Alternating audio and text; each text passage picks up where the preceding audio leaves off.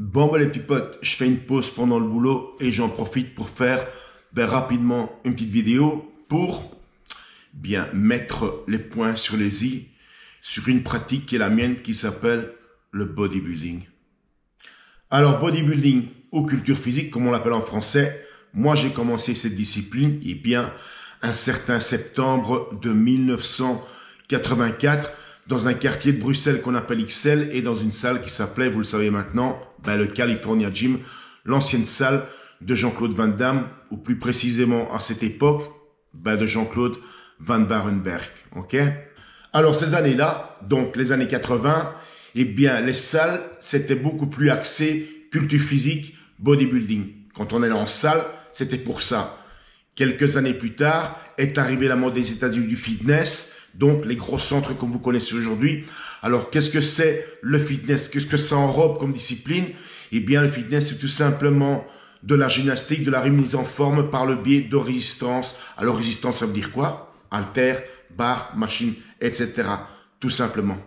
Mais moi, à cette époque-là, c'était encore bodybuilding. C'est la raison pour laquelle une majorité de gens qui allaient en salle, elle est là pour faire du bodybuilding. D'accord? Alors, va falloir maintenant expliquer ce qu'est le bodybuilding ou la culture physique. Alors, le bodybuilding ou la culture physique, c'est une pratique qui permet par des techniques et des instruments bien précis, comme à l'époque, quelques machines qu'on avait, les poids et les haltères, de faire de l'hypertrophie musculaire. Alors, pour schématiser ça très rapidement, qu'est-ce que c'est l'hypertrophie musculaire?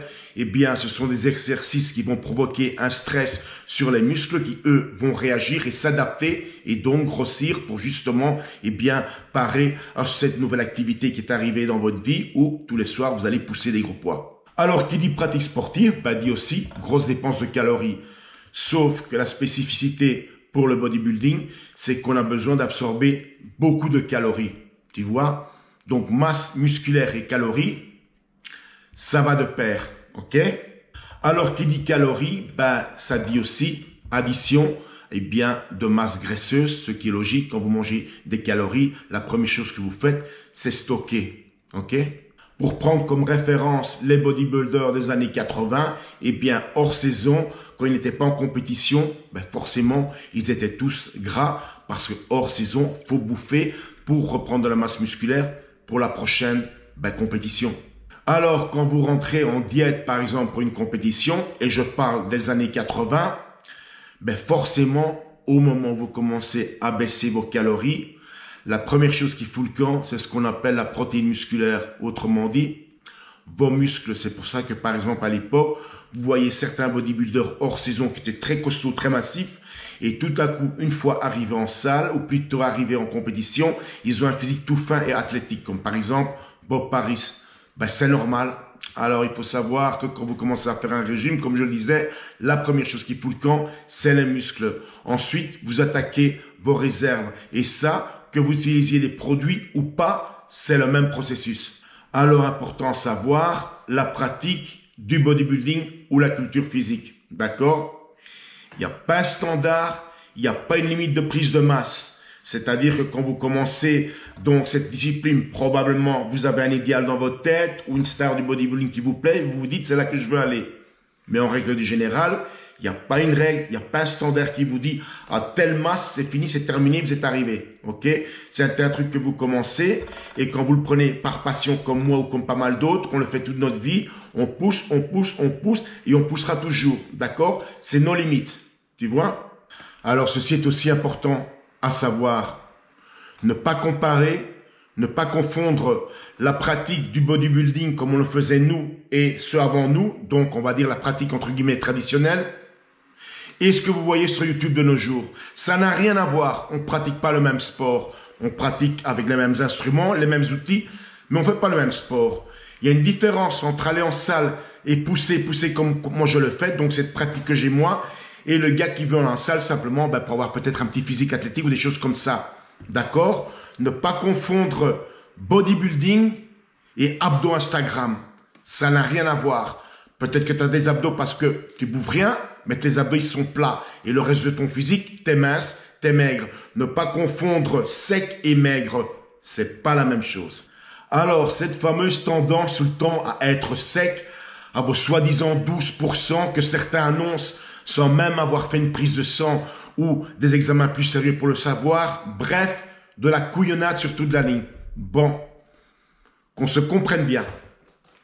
Les références des gens aujourd'hui sont des gens sur les réseaux sociaux, sur YouTube, des gens qui utilisent les produits dopants, mais aussi les produits qui n'existaient pas à l'époque, et bien tous ces produits qui vous aident à sécher. D'accord? Alors prendre ces gens comme référence, et c'est de nouveau un bon exemple, les comparer avec moi en venant me dire « Ouais, mais toi t'es gras », c'est que t'as rien compris. Parce que moi, un régime, je peux le faire quand je veux. Quand je veux. Mais moi, j'ai pas de compétition à présenter et je dois pas spécialement faire un régime comme on faisait à l'époque, juste pour être propre avant l'été. Tu vois, moi, je mange sale, je pousse. L'important pour moi, c'est que 39 années après l'avoir commencé, je suis encore là. Tu vois?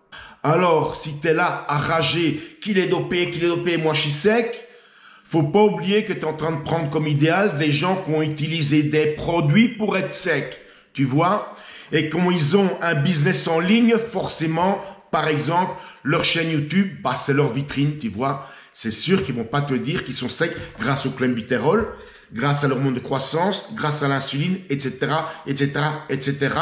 Mais ils vont te dire, par exemple, achète-moi mes BCA et achète-moi mes protéines. Et souvent, ils se disent experts en musculation, ils te diront, on a testé cette protéine, elle a bon goût, elle est bonne. Tu vois? Alors, à moins d'avoir une génétique, mais alors là, exceptionnelle, d'accord? Manger propre en surveillant les calories pour pouvoir en même temps progresser et prendre du volume, ça marche pas. Ça marche comme ça. Et celui qui bouffe en étant un peu gras, lui, il marche comme ça. Tu vois? Et s'il a une compétition à faire parce qu'il est compétiteur bodybuilder, eh bien, il fera son régime en temps utile, tu vois. Mais avant ça, il va bouffer. Parce que la masse, il va devoir la créer pour arriver sur son prochain régime où il va de toute façon perdre de la masse musculaire, bah, de par le fait d'arriver, bah, dans des déficits caloriques, tu vois. Alors, venir dire sur ma chaîne, hey, toi t'es gras, ben, c'est un non-sens. Parce que moi, de mon côté, je peux te dire, ben, toi t'es un petit maigre. Non, t'es pas sec, t'es maigre. T'as toujours pas compris? T'es pas sec, t'es maigre. Parce que quand on voit tes abdos et que tu as 35 cm de bras et des jambes aussi épaisses que des asperges, tu vas impressionner personne, mon vieux, même pas une gamine de 5 ans. Donc, pour résumer, si tu as choisi la voie du bodybuilding, quel que soit le niveau de masse musculaire où tu veux arriver, ben, va falloir bouffer et pas continuer à te stresser sur ton taux de graisse. Et ça, n'importe quel gars comme moi qui a de l'expérience te le dira. Tu peux pas prendre de la masse musculaire si tu bouffes pas. Tu peux pas prendre de la masse musculaire en déficit calorique. Et tu peux pas prendre de la masse musculaire avec un taux de calories de maintenance. Ça n'existe pas. Tu dois être au-dessus et c'est comme ça. C'est comme ça que ça marche. J'en suis la preuve, 39 années, tu vois. Bon, tu viendras me dire les produits. Comme d'habitude, prends des produits et viens nous montrer ça. Arrête de râler et fais-nous une vidéo. Comme disait un de mes abonnés, tu seras plus crédible. Moi là-dessus, les petits potes, je pars faire les courses. Et, au cas où tu n'étais pas au courant, dans 2 mois, j'ai 56 ans, tu vois. Alors avant de critiquer, eh ben, tu viens te montrer quand tu auras mon âge et on va voir le physique que tu auras. Ok?